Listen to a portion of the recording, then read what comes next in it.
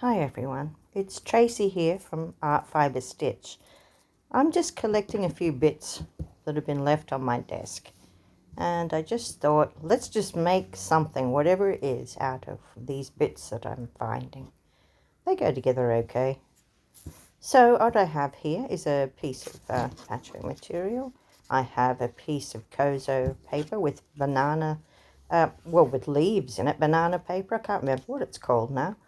A brown piece of fabric. I'm just going to pop that on top and try these different things on it and see if it could work. Try it in different directions. That is a piece of eco kind of packaging. It's a brown paper, really. I like it, whatever it is. So let's get some calico for the background, and I'm going to put it. I'm just getting out my old frame here to see how I might like it, something like that. I'm going to start with just going through that brown and the Kozo paper with our variegated thread, and I'm just going to go down and around and back up again, and I'll show you now where we went. This is a running stitch just to hold some of those things together, and here at the bottom here I sort of I'll just trail off there, mainly because I was heading offline. Anyway, I like to let things guide me, and I very rarely undo anything, and I just like to go with it. Now I'm looking at this paper and thinking, look at those leaves that are in it. We can use that. That can sort of be a leaf shape. And this thing that I've got, this bit of packaging, I think that could be a leaf. So we've started to design. We've started to come up with a coherent kind of thought here that we're going to have leaves. But it's all very pastel-y, and I grabbed this material now, and it's a very loose weave. It's almost like a burlap, but it's a silk blend. It's very soft and lovely. But yeah, it just needed a bit of oomph. But I would still like some of that material behind it to show through. It's too big a block. I can either cover it up, or I can possibly remove some of the threads that are in it. See, I'm going to have a nice frayed edge down one side. There. That's fine. And I'm going to pick out some threads. Some of these long threads, you know how there's a warp and a weft in a weave? Well, sometimes they come out very, very easily.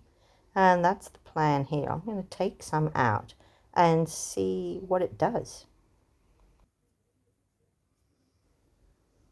Just make sure I grab the right ones and pull it out. It should come very, very easily. There. Now you can you see the whitish stripe? That's where our threads are missing. I just keep removing some until I've got quite a thick band there. And I'm liking it. I'm thinking it's good. It's added something. So I'm going to take out some more. And I'm going to have quite a wide strip there, and then a finer strip further along where I've taken some out. There we go. Not bad. Now we have this bit over here as well. I've got to decide what to do, but it has an orangey colour. I've grabbed out this material here, which is a very pumpkiny orange on one side and an almost fluorescent burnt orange on the other. And what I'm going to do is just look, what would it be like if I put that under? Do you see those colours coming up through it? Yeah, but I don't particularly like it, I don't think. And that's a bit better.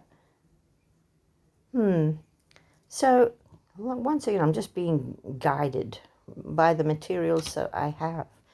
And this one here, I'm going to just do a few little strips like this. And, which side do I want? How versatile is this material that I have the choice? And look how it leaves a lovely little, the edge on it is lighter. So I'm just thinking about this now. Do I want it on the outside? Do I want it underneath? But that tiny bit of that pumpkin-y kind of orange that really picked it up. So I'm getting there. But I would kind of like to use both of those oranges. And I also want some of that background cream to show. So what I've decided to do is thread one of these strips in and out of here so that a couple of little bits show up very well. I found this is the best way to do it, and just use my needle to pick it out and then make another little separation there and poke it back in again. And in that way I'm weaving it in. So that looks a bit better. That's interesting. I'm going to go up one side with a running stitch just to hold it there. And then, do I want this? I think I do. So I'm going to go, when I go back, just check. When I go back, I'm going to do the running stitch down that as well and hold all of those things together. And I'm going to go across at the bottom here to make sure that that's all anchored down. And then I'll just trim those bits off because I know that that's how we want it. There. Now I'm thinking, can I expose some more of the brown? I've lost a lot of the brown. So I have a go at just cutting bits out. Now, I don't really see it. It's. Can you see? It's only the tips of them. I'll think on that. But back to these leaves, I do know I want that. So I'm getting a couple of strands of black embroidery cotton. No, it's not black. It's almost black, chocolatey brown. And I'm going to use it, and I'm just going to do a running stitch, and I'm going to pick out that leaf shape, holding it down at the same time as I'm just accentuating it a bit. It's really nice to have a focal point of interest. Some things I've done for the texture, some things I've done for the colour. But this leaf kind of print there, you know, I think that looks nice. And it gives me somewhere to head next. Right, this brown. Now, can you see I've taken some larger bits out of that pumpkin-y coloured orange. And then I've used that same running stitch to go around it just to hold those things down. And that gives me a tiny bit more showing. And then I decided it's not quite enough. So I just go another running stitch line on the brown and accentuate those leaves again. Now I'm wanting to concentrate over here for a little while. I've got out a nice rusty brown, and I'm thinking I'll do a line down and following on the edge of that Kozo paper because I don't want it to come away. So that's my first line here. I'm just going to follow the torn edge. And as I come down here, I'm going to go in between where I've already done a couple of little stitches with the yellow and orange variegated thread. See? Now, about now I'm thinking, oh, like you're a bit big. I could fold you under. I'm going to trim it back, I think. Don't you love how these things can just grow? And so that has exposed a bit more of the cream. I like that. And I am going to put a second row of running stitch. And this time I'm sort of mainly on the brown fabric. Right, well, at the end of yesterday, I'd gotten this far. I didn't know whether I'd done it a step too far. I ended up trimming some of this back. It's a bit jaggedy, but I like it better like that. I had put this white or creamy thread through, and I didn't really like it. But that's what happens. I don't really want to undo it. I put this here. I'd shredded it through a little bit so that little jewels show up. Let's have a look.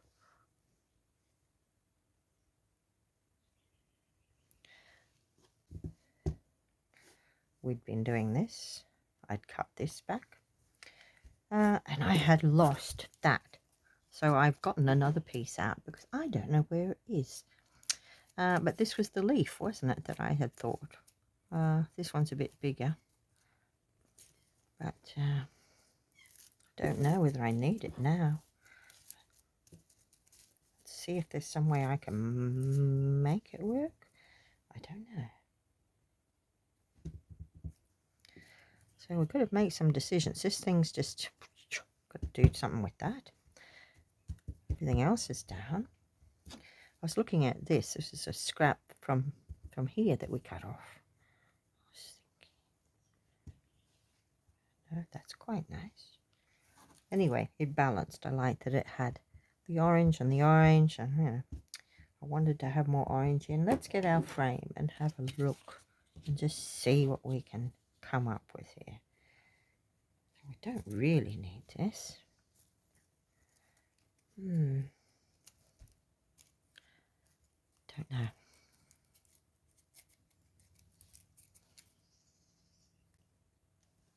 Can I use it? I did say I would. Just going to make it a bit smaller by taking some of this out. Can you see that's how it's cut? Little slices in it, and then when it opens, it's like a honeycomb kind of thing. Quite like it.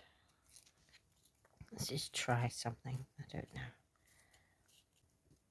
I like using it, but I kind of like, I don't know. Let's look again if it had something underneath it.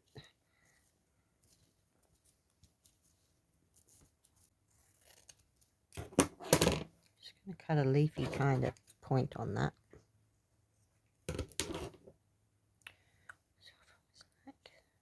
That.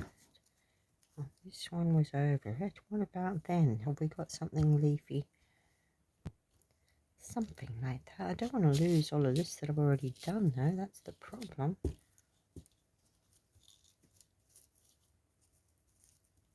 Don't like to cover it up. Under.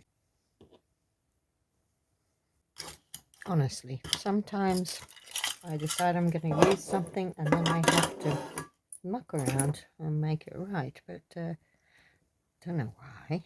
Don't have to use it, but you know, I will. I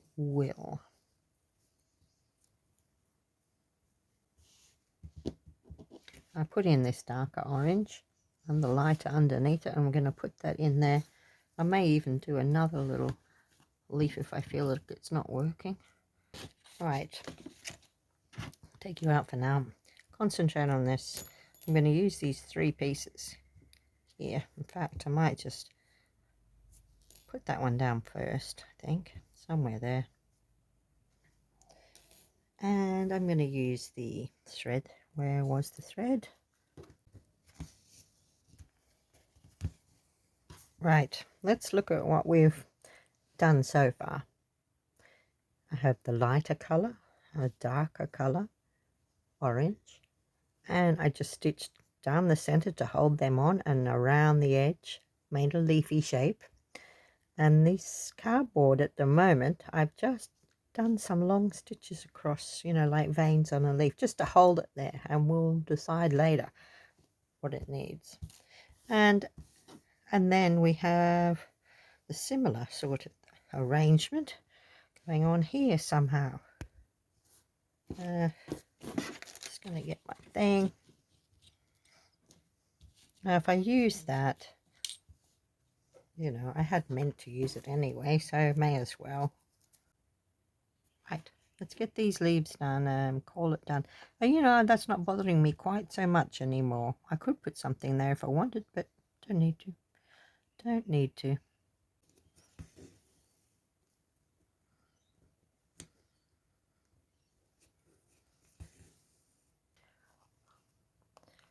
Now I'm going to go back and catch the other edge. All right.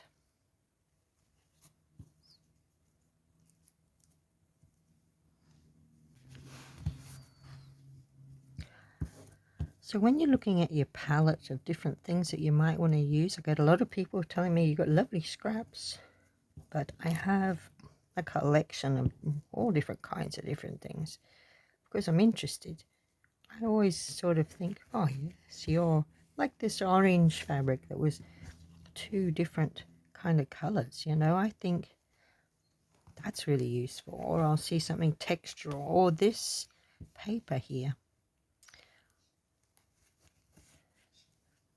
They all have a use. It's just recognizing what you could possibly use it for. At the moment, I'm just trying to get something down.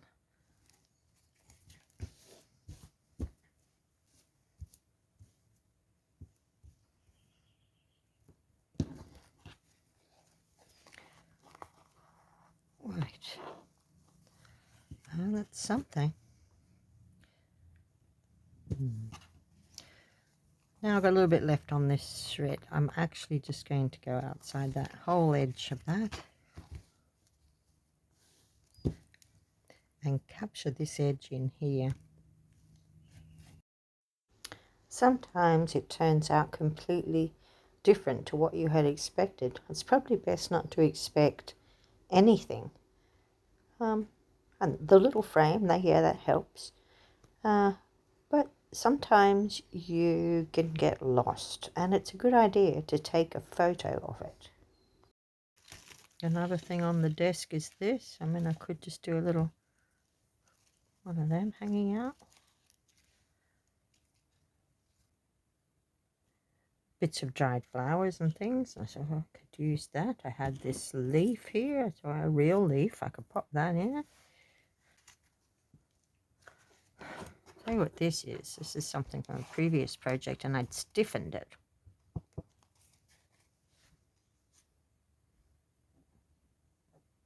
Could I bring it in?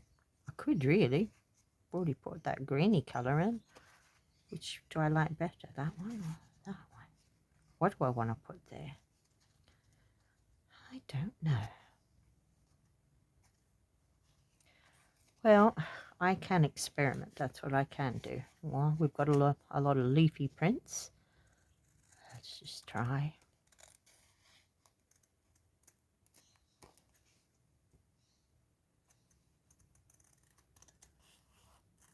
Cut a leafy shape out.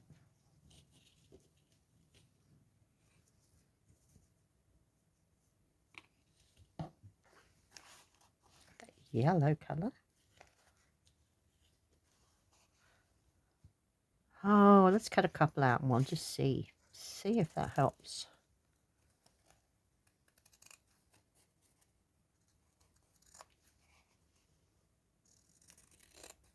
Place them and see. Nope. Ooh, that's a possibility.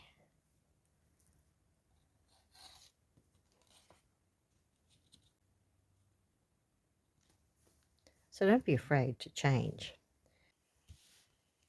It really is hard to know what we want, isn't it?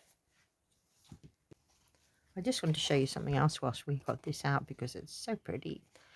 Interesting kind of blend of colours. If I didn't want leaves, and I do want the leaves, I like the leaves, but you know, if I wanted to do something else, I could. You know, if I wanted it to be more like a a fern or something. Let's take a bit of it. Because it has been stiffened, that's the thing, because I stiffened it with PVA glue and water and let it dry. It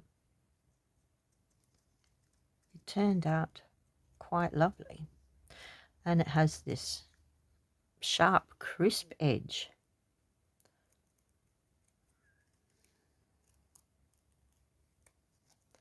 So I can really do something more intricate if I wish.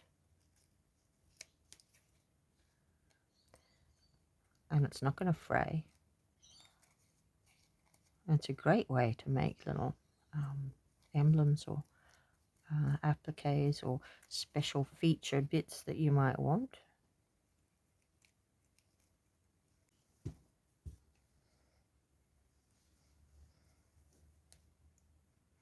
Now, do you see what I mean? If I wanted to, I could have something like that.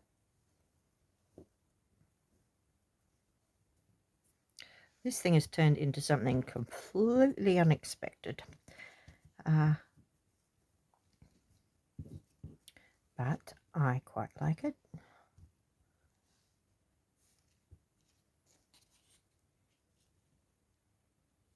I'm going to stitch around it. I'm just going to use the running stitch. I'm just going to do a stitch up the top there. Sorry, up the center, and then just some little bits out there. And we'll see.